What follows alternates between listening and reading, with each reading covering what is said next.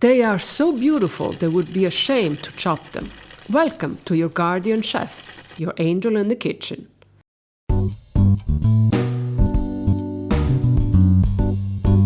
So this recipe is perfect for them, and it takes me straight back to summer in the south of Italy.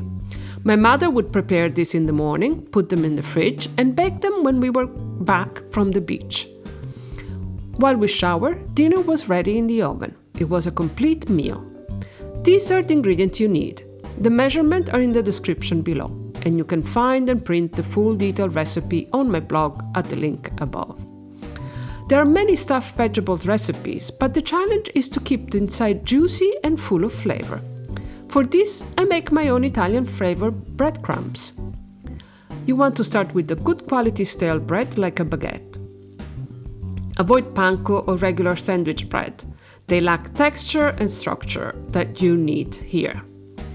Take a few tablespoons and blend them in the fresh basil, a clove of garlic, and pecorino.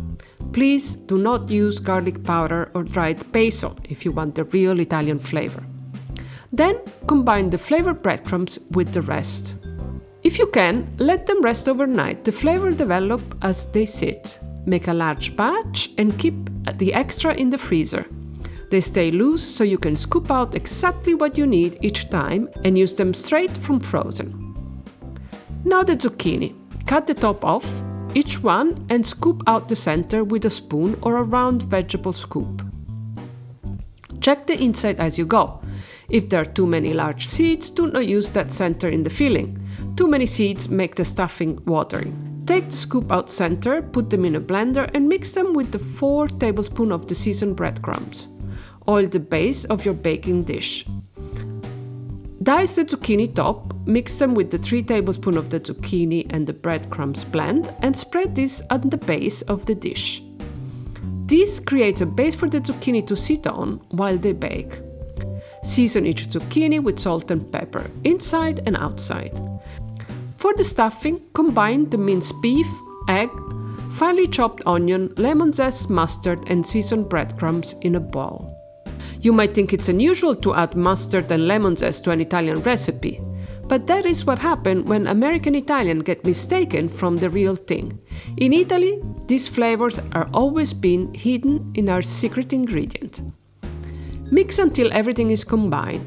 Fill each zucchini with the meat mixture and drizzle with olive oil.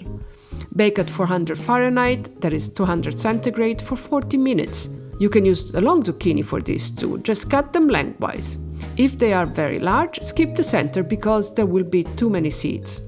Serve them warm or at room temperature. They keep well in the fridge.